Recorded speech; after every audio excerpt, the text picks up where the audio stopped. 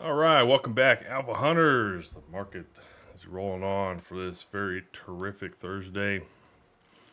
And yeah, market is rolling on. We had a little bit of a gap down to start the day.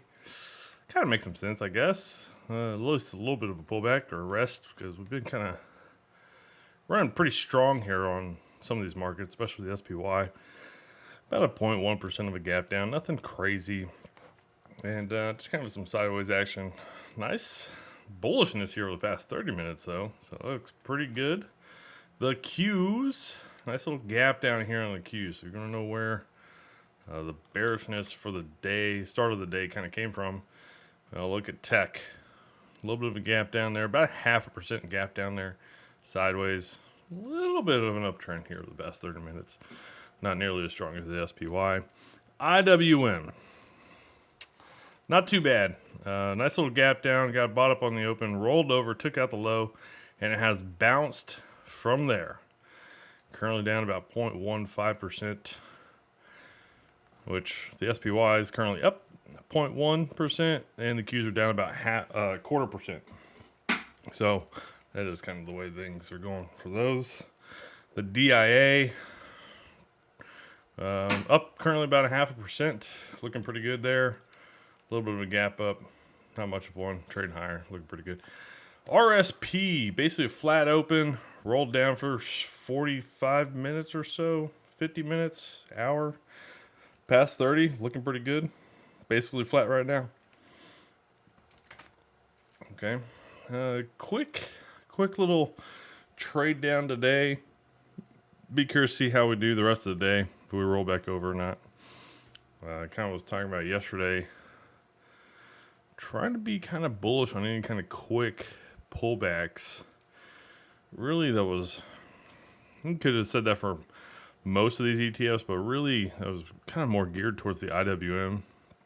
I'm going to show you why here in a sec, but even the RSP, I think you're still looking for any kind of pullbacks. You're probably looking like you're going to be bearish off of pullbacks. DIA is looking pretty good, continuing higher. Okay, the IWM though. The reason why the IWM kind of talking about being bullish was it was pulling back into the moving averages that it broke through, and also this previous wick high back from January the 6th. So definitely looking pretty good there. Not too bad. The Qs, a little bit of a pullback. Maybe we pull back a little bit more tomorrow. Maybe it's small bullish day tomorrow. Maybe we pull back a little bit on Friday. If that scenario happens, I think you're probably going to be looking to be bullish on any kind of weakness. Maybe Monday. SPY looking pretty good. Hasn't taken out yesterday's high, but it is currently positive. So not looking too bad here across a lot of these markets. Even some of them that have pullbacks looking pretty good. The VIX VIX. Someday when I own a football team, I will have my cheerleaders chant VIX VIX. Yeah, I mean, look, it's just kind of hanging out. Mid-teens, nothing crazy. Yeah, could definitely see the market continue just to churn higher. DXY dollar index still kind of trying to bounce off of the low it kind of threw in yesterday. So if it can't get through these moving averages today, tomorrow, start to get through those, yeah, I'd look for maybe possibly a quick little rollover down to the 50, or maybe at least a little double bottom kind of action here, consolidation, and maybe it pushes up later on. Either way, if you did get in on the pullback over the past day or two, I'd probably definitely have a stop loss below that 50 EMA, but I'd be looking for consolidation, maybe possibly breakdown, maybe add position, that kind of thing. I don't think you're looking to be bearish. Nothing like that yet. GLD Gold Trust. Pulling back a little bit. Okay. Gold, which past few times it has pulled back. The following few days it has ripped. So definitely wouldn't want to be bearish on this kind of reversal. Not yet. No way. No way, Jose.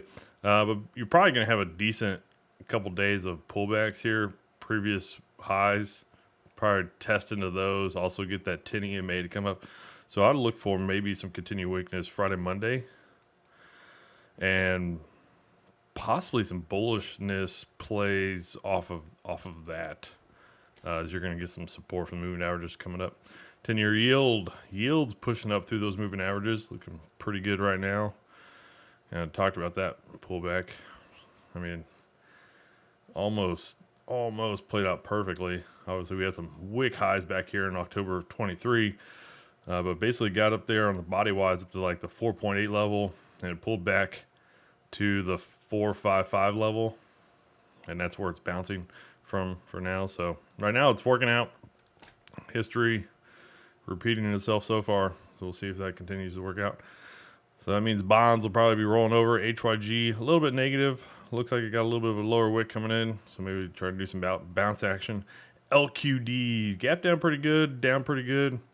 Trying to make its way through those moving averages. I think right now, if you did what we were talking about earlier in the week on this bounce, on adding positions and having some loose stops or whatever, I think clearly you're getting that rejection. This is clearly rejection at this level. This is what we were kind of looking for.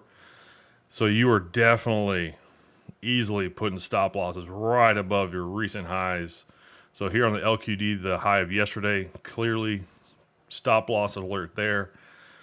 TLT right above, what day was that? Tuesday's high. Stop loss alert there. And probably wouldn't be a bad deal if maybe even moved it a little bit lower if you wanted to protect yourself a little bit. So, yeah, I think clear getting the breakdown, and you just don't want to be succumbed to any kind of a potential rally off of what seems to be a breakdown off of a pivot level, and you get taken out for full risk units. As far as that sector rotation for the day, utilities leading the way, climbing back here over the past 40 minutes. Okay, looking pretty good. Energies, nice gap up there on energies, doing pretty good as well. Industrials, financials, healthcare, outperforming. Real estate, slight outperformance there. Okay. And then underperformers, discretionaries, materials, staples, communications, and tech underperforming the most. All right. As far as intraday price action, real estate was really kind of lagging behind here over the past about 45 minutes ago or so. But biggest underperformers so far during the day is materials, financials, staples, real estate, industrials, healthcare, discretionaries. Okay. Financials kind of in line with the market there. And you got communications, tech, and utilities outperforming so far during the day.